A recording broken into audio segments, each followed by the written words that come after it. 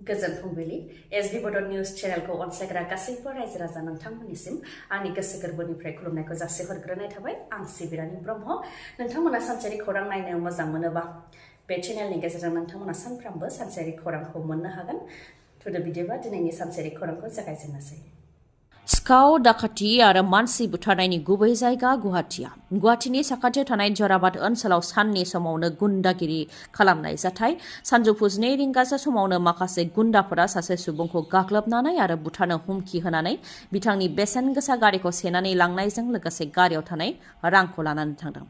गारिनि बिगोमा मदनलाल बिथाङा फोरमायथिनाय बायदिब्ला जाथायखौ लानानै जराबाद पुलिस थानायाव एफआइआर होदोंमोन नाथाय जराबाद पुलिस थानानि असिआ एफआइआरखौ आजावाखै उल्थायै गुन्दाजोंसो फनाव रायज्लायदों नाथाय एफआइआरखौ आजावाखै होननानै फोरमायथिदों। बेनिखायनो जराबाद असिनि हेंथा जाहाथे राहा लायो बेनि थाखाय डिजिपि आरो पुलिस कमिशनारनिसिम दाबि दैखांदों मदनलाल बिथाङा पुलिसनि बेबायदि गेलेम आखुनि थाखायनो सिखाव दाखाथिफोरा बेबायदि उदखार खालामनो खाबु मोनगासिनो दं होननानैबो फोरमायथियो।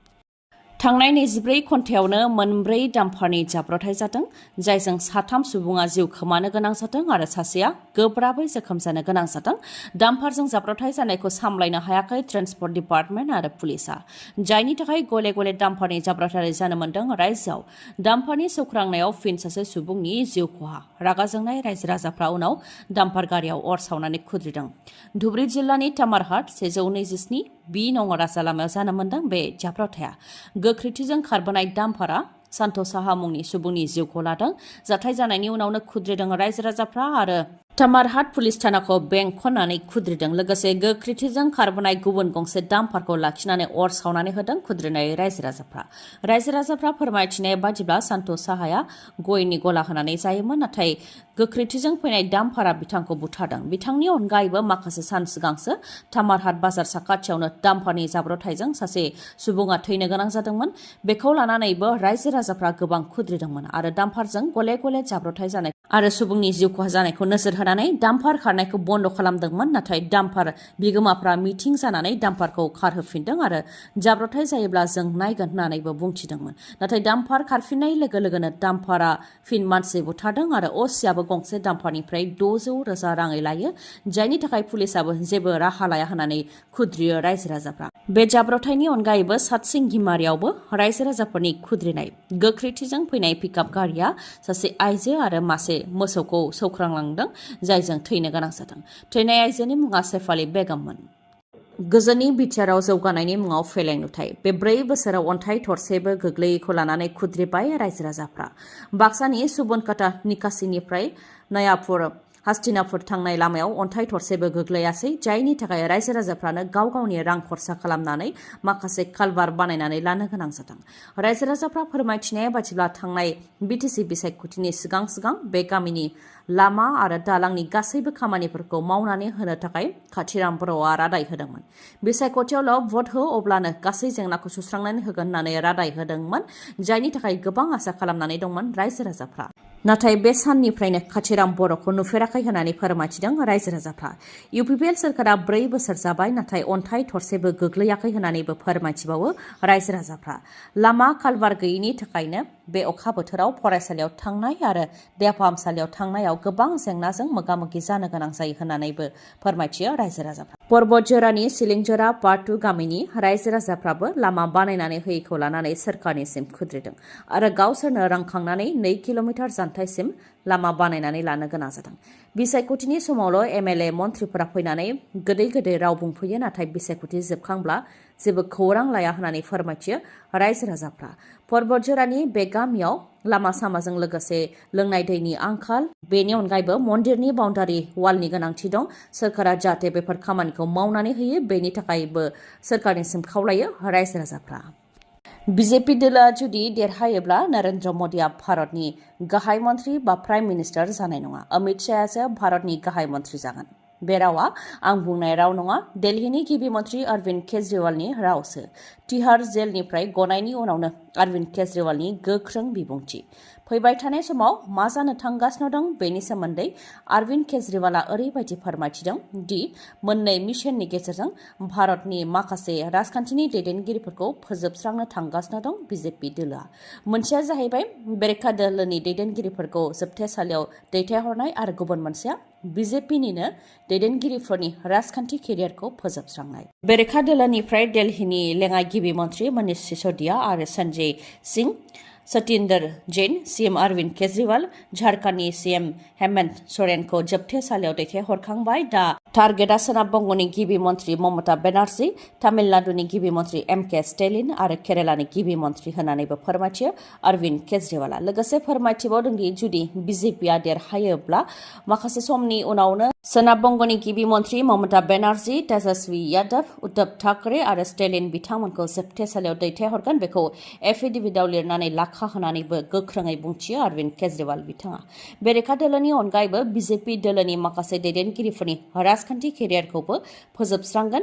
जेरै बिजेपिआ देरहायोब्ला देरहानायनि 2 दाननि गेजेरावनो इउपिनि गिबि मन्थ्रि योगी आदित्यनाथखौ सीएम बिबाननिफ्राय बोख्लायगोन आरो बिथांनि राजखान्थि केरियारखौ फोजोबस्रांगोन। बिथांनि सिगां एलके आडवाणी, मुरली मनोहर जोशी, सुमित्रा महाजन, शिवराज सिंह चौहान बिथांमोननि राजखान्थि केरियारखौ फोजोबस्रांदों होननानैबो बुंथियो अरविंद केजरीवाला। बेनि अनगायैबो जायफोर भट हैनो थांदों बिथांमोनहा बेखौ मिथिनाया गाहाम।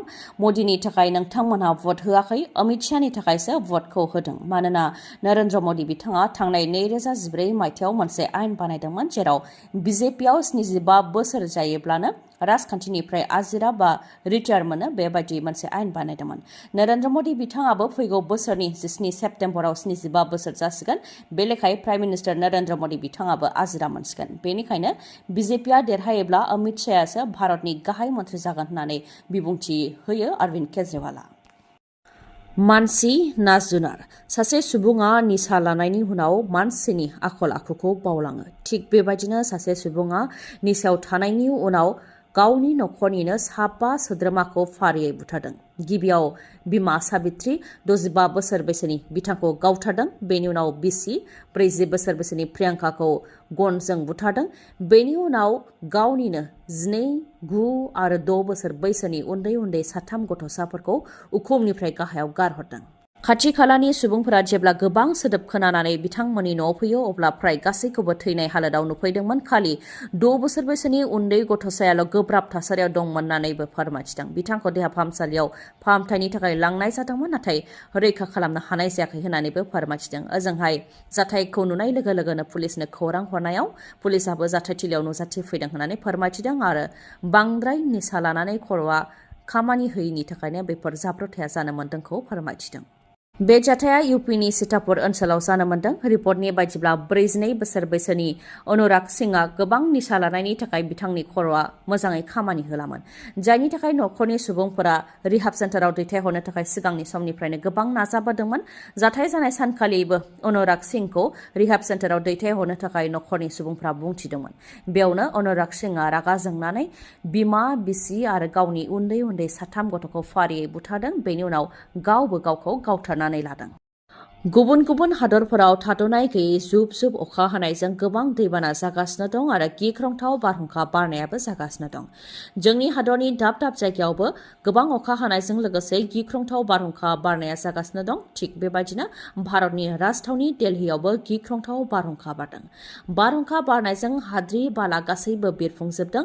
आइएमडिनि रिपर्टनि बायदिब्ला घन्टासेयाव 77 किल'मिटार गोख्रैथिजों बारनो हानाय बारहुंखाया दिल्लीयाव बारदों। आरोबाव बारहुंखा फैबावगोननि सांग्रांथि होदों, बेनिखायनो सुबुंफोरखौ न' सिंनिफ्राय ओंखारनायाव हेंथा होदों। गिख्रंथाव बारहुंखा बारनायजों 2 सुबुंनि जिउ खहा जानायखौ रिपर्टआव मोननाय जादों आरो 17नि गोबां सुबुंफोरा जोखोम जादों होननानैबो रिपर्टआव मोननाय जादों। गोबां न' बां बायसिननाय आरो बिफां लाइफां बायसिननायनि जाहोनावनो 17नि गोबाङा जोखोम जादों होननानैबो मिथिनो मोननाय जादों। बेनि अनगायैबो 150निबो गोबां दंफां लाइफांफोरा गिख्रंथाव बारहुंखा बारनायजों बायनो गोनां जादों आरो माखासे गुबुनो गोनां जादों आरो न' बांनि थिं बिरखारनाय, न' बांनि थिं बायनाय, मोब्लिब खुन्थिया गुबुनाय बायदिखौबो नुनो मोननाय जादों। रैखाथि हान्जानि मोनसे गेदेर जाफुंसारनाय पुलिस आरो सिआरपिएफनि जथायै अपारेशन खालामनायाव 12 मावबादिफोरखौ गावथारनो हादों। छत्तीसगढ़नि बिजापुरनि बास्टार ओनसोलाव मावबादिफोरनि गोबां गोहोम दंमोन, जेराव पुलिस, सिआरपिएफ आरो गुबुन गुबुन रैखाथि हान्जानि सायाव गोबां गाग्लोबनाय जाबोदोंमोन। बेनिखायनो मावबादिफोरखौ फोजोबनो थाखाय पुलिस आरो सिआरपिएफआ गोख्रोङै अपारेशन खालामगासिनो दं। पुलिस आरो सिआरपिएफ जथायै अपारेशन खालामनायावनो बे बोसोराव 100नि गोबां मावबादिफोरखौ गावथारनो हाबाय।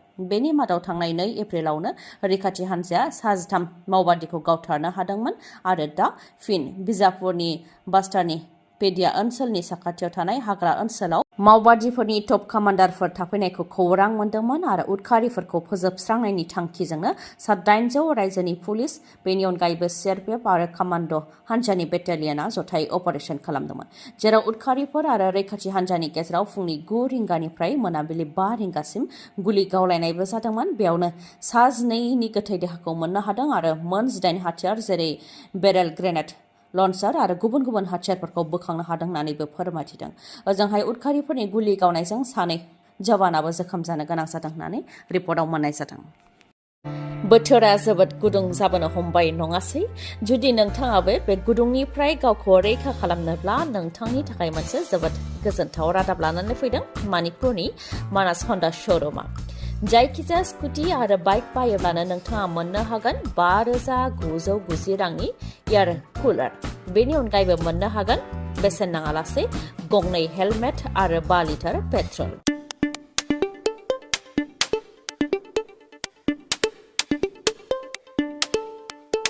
नोंथांनाव जायखिजाया कम्पानिनि गोजाम मटर साइकेल बा स्कुटि दङब्ला नोंथाङा बेखौबो सोलायनानै गोदान मटर साइकेल बा स्कुटिखौ मोननो हागोन। बेयावबो नोंथाङा 5,990 रांनि एयार कुलार, 2 हेलमेट आरो 5 लिटार पेट्रलखौ मोनफानो हागोन। नोंथाङा थाबैनो बे खाबुखौ गावनि खालामनानै लादो, मानोना अफारा बारा गोबाव समसिम थानाय नङा। बे मे दानसिमल' थागोन अफारा। मोजाङै मिथिबावनोब्ला 7002601255 नङाब्ला 9101272776 बे नाम्बाराव खौरां लाहरनो हागोन। गोजोन्थों। खौरांखौ जोबजासे नायनायनि थाखाय गोजोन्थों। नोंथाङा दासिमबो एसडि बड' निउस चेनेलखौ साबस्क्राइब खालामनानै लायाखैबा गोख्रैनो साबस्क्राइबखौ खालामनानै लादो आरो बेल आइकनखौबो क्लिक खालामदो, जाहाथे खौरां फोसावनाय लोगो लोगोनो नोंथांनाव गिबिसिन आंनि खौराङा सौहैयो। गोजोन्थों।